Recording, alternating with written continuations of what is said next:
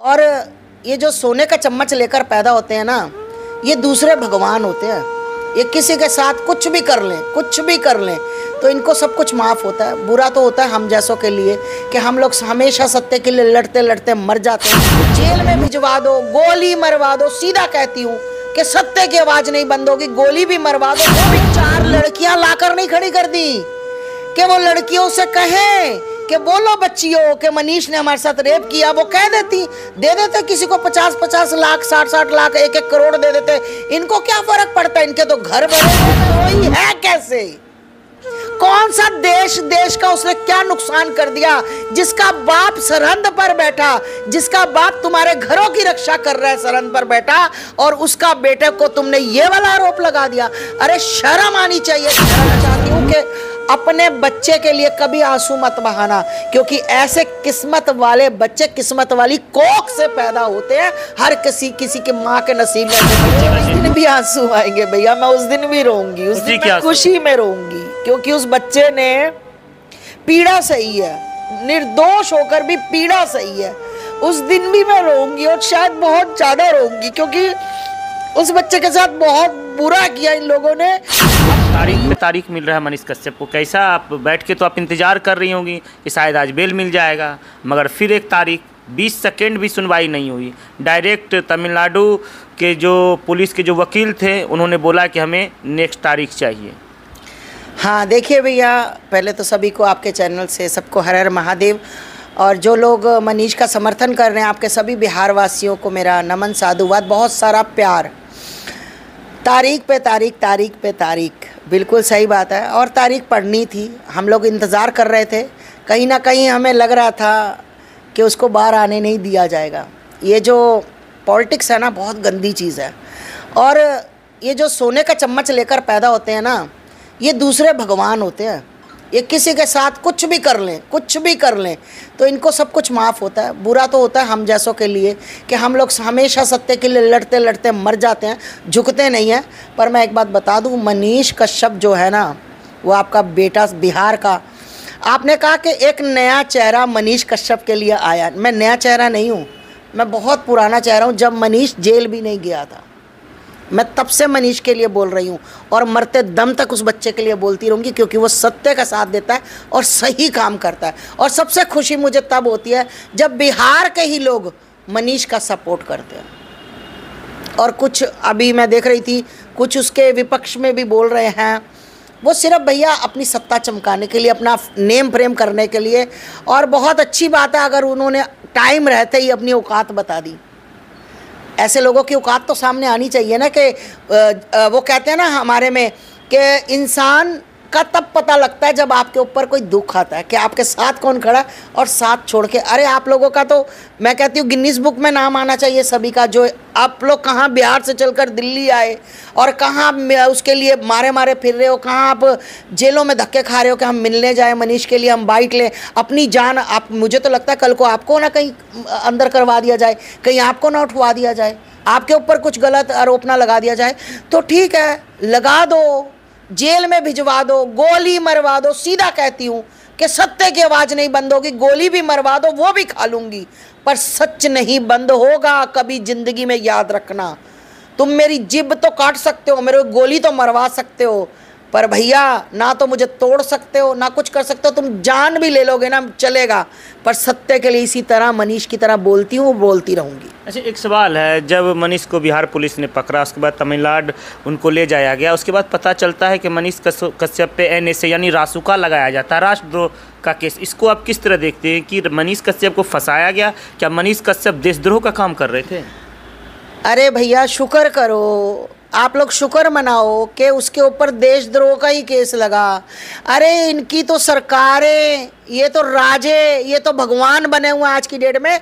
शुक्र करो 4 लड़कियां लाकर नहीं खड़ी कर दी कि वो लड़कियों से कहें कि बोलो बच्चियों कि मनीष ने हमारे साथ रेप किया। वो कह देती, दे देते किसी को 50-50 लाख, 60-60 लाख, 1-1 करोड़ दे देते। इनको क्या फर्क पड़ता है, इनके तो घर भरे हुए हैं पैसों से। ये तो किसी को भी पैसा दे के मनीष के ऊपर रेप केस भी लगवा सकते थे। ये तो भैया अभी तो शुक्र करो इन्होंने ये काम नहीं किया, नहीं तो लड़कियां जैसे आगे आप देखो कितने संत जेल में बंद है, ये लड़कियों की वजह से तो बंद है। तो मनीष के ऊपर भी मैं पूछना चाहती हूँ, मेरे को गुस्सा भी आता, हंसी भी आती कि ऐसा क्या किया, सबूत तो करो, वो देशद्रोही है कैसे? कौन सा देश का उसने क्या नुकसान कर दिया? जिसका बाप सरहद पर बैठा, जिसका बाप तुम्हारे घरों की रक्षा कर रहा है सरहद पर बैठा, और उसका बेटे को तुमने ये वाला आरोप लगा दिया। अरे शर्म आनी चाहिए, शर्म। ऐसी सरकारों को डूब के मर जाना चाहिए। एक तुम अपना बदला लेने के लिए सच्चे इंसान के ऊपर तुम इतने गलत आरोप लगाते हो, तुम्हें कहां भगवान माफ करेगा? कहां तुम जाकर अपना मुंह छुपाओगे? तुम्हें एक एक चीज का हिसाब देना पड़ेगा। याद रखना, सत्य परेशान हो सकता है, सत्य पराजित नहीं होता। आपको हिसाब देना ही पड़ेगा। आप बहुत भावुक हो गई। एक सवाल है, क्या मनीष कश्यप को भारी तो नहीं पड़ गया डिप्टी सीएम तेजस्वी यादव को चैलेंज करना कि हम 180 दिन में सरकार गिरा देंगे? इसके कारण तो नहीं उस पर? बिल्कुल बिल्कुल। मनीष ने वो लोग कई बोलते हैं ना कि तालाब में रहकर मगरमच्छ से वैर नहीं करना। हाँ, तो वो उसने वैर नहीं किया था। वो तो बेचारा मगरमच्छ की बता रहा था कि मगरमच्छ इस तरह तो होता है बिहार के लोगों को कि भैया हाथ डालोगे तो भी खींच लेगा, पाँव डालोगे तो भी खींच लेगा। तो मनीष ने तो बेचारे ने नीचे उतर के देखा था कि मैं देखूं मगरमच्छ कैसा, तो वो निकल गया। मनीष को निकल गया। ये डर, मनीष का डर। अरे अगर बच्चे ने गलत बोल ही दिया किसी दुख के कारण से, हम भी जब पीड़ित होते हैं कुछ ऐसा शब्द बोल देते हैं, अनर्गल बात, हाँ बोल देते हैं जो हमें नहीं बोलनी चाहिए। बाद में उस बच्चे ने ऑनलाइन माफी भी मांगी, सबके सामने बोला कि मैंने ऐसे बोला, मेरा दुख। तो इसका मतलब ये हो गया कि तुम उसको इतने बड़े बड़े आरोप लगाकर और कहीं तमिलनाडु कहीं तुम FIR करा रहे हो। अरे कितना बड़ा देशद्रोही है, तुम्हें शर्म आनी चाहिए। कहां पर कौन से संविधान में लिखा है? कौन से संविधान में लिखा है मुझे बताओ? कौन सी उसमें लिखा हुआ है कि जब खुद सामने वाला जाके अपने आप को कहे कि लो मैं समर्पण कर रहा हूं, मैं आ गया हूं, मुझे अरेस्ट कर लो, और उसके मुंह पे कपड़ा बांध दिया जाए, उसके हथकड़ी लगा दिया जाए? वो चोर था, वो लड़कियों का रेपिस्ट था क्या? उसने डकैतियां की थी क्या? उसने देश लूटा था क्या? उसने किसका बुरा किया था? उसने सिर्फ सत्य का साथ दिया था, सत्य बता रहा था कि ये सच है। शीशा देखो, शीशे का पीछे वाला मत देखो, बस उसी को, क्योंकि ये सब शीशे के पीछे वाले हैं। ये आगे कुछ है, पीछे कुछ है। बस उसने शीशा दिखाने की कोशिश की और बच्चे को उठाकर अंदर फेंक दिया गया। अरे शर्म आनी चाहिए। मैं कहती हूं कि भुगतेगा भैया हर बंदा। मैं बुरा करूंगी मैं भी भुगतूंगी, जो बुरा करेगा यही इसी धरती पर भुगतेगा। याद करना मेरी। मनीष कश्यप की मां का हम जिक्र करते हैं, आप भी एक माता हैं, आप तो सभी की माता हैं, सभी आते हैं आपसे बात करने के लिए। उस दर्द को आप किस तरह बताइएगा? एक माँ होते हुए वो किस दर्द से अभी गुजरती होगी कि उसका लाडला बेटा महीनों से जेल में बंद है। इसको आप किस तरह से देखते हैं?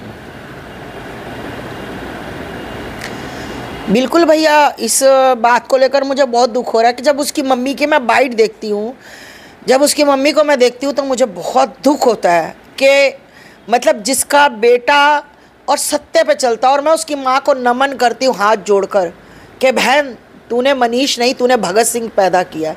और ऐसे भगत सिंह बहुत विरले पैदा होते हैं, बहुत कम पैदा होते हैं। और सुन लो, जो लोग, मैं लोगों को बता दूँ कि जो सर फिरे होते हैं ना, सर फिरे, इतिहास वो ही लिखते हैं। आम आदमी इतिहास नहीं लिख पाता, सिर्फ सर फिरे। और मैं उसकी माँ को कहना चाहती हूँ कि अपने बच्चे के लिए कभी आंसू मत बहाना, क्योंकि ऐसे किस्मत वाले बच्चे किस्मत वाली कोख से पैदा होते हैं। हर किसी की माँ के नसीब में ऐसे बच्चे नहीं होते। अरे कोई बात नहीं, आपने देखा होगा, भगत सिंह को देखा, 23 साल की उम्र में मेरा भगत सिंह शहीद हो गया था। तो भैया भी 19-20 बिल्कुल बिल्कुल बिल्कुल, भगत सिंह देख लो, राजगुरु देख लो, सुखदेव देख लो, तो अपने धर्म के लिए, अपने देश के लिए कुर्बान हो गए थे। तो मनीष हमारा बच्चा गलत नहीं है, मनीष बहुत जल्दी बाहर आएगा। और मनीष इसी तरह, मैं ये बात बता दूं कि जो हम शेर को पीड़ा देते हैं ना, तो याद रखना शेर आगे से ज़्यादा खूंखार हो जाता है।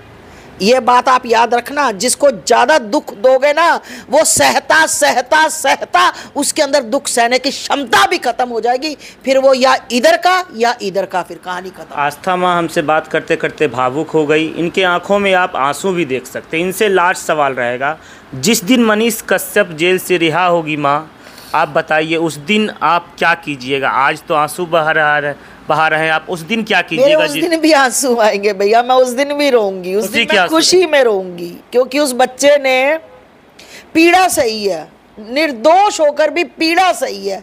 उस दिन भी मैं रोऊंगी और शायद बहुत ज़्यादा रोऊंगी, क्योंकि उस बच्चे के साथ बहुत बुरा किया इन लोगों ने। अपनी सत्ता चमकाने के लिए निर्दोष बच्चे को इन लोगों ने जेल में कर दिया। जिसने वीडियो डाली, किसी ने नहीं डाली, किसी ने रीट्वीट की, मैं भी करती हूँ, 50 बार करती हूँ। जो मुझे लगे कि ये वीडियो सही है, मेरे देश हित में, मेरे धर्म हित में, मैं डालती हूँ, मैं रीट्वीट करती हूँ, मैं डालती भी हूँ। तो मैं मनीष जिस दिन जेल से बाहर आएगा, मेरी खुशी का कोई ठिकाना नहीं रहेगा। मुझे बिहार भी आना पड़ा, मैं तुरंत फ्लाइट करके बिहार आऊँगी। और जब मनीष मेरा बच्चा यहाँ दिल्ली में आएगा, मैं कभी नहीं उससे मिली, कभी मेरी बात नहीं हुई, कभी नहीं मिली, कभी बात भी नहीं हुई, फ़ोन नंबर भी नहीं है उसका। इतना भाव और ममता। हाँ, उसका नंबर भी नहीं है मेरे पास।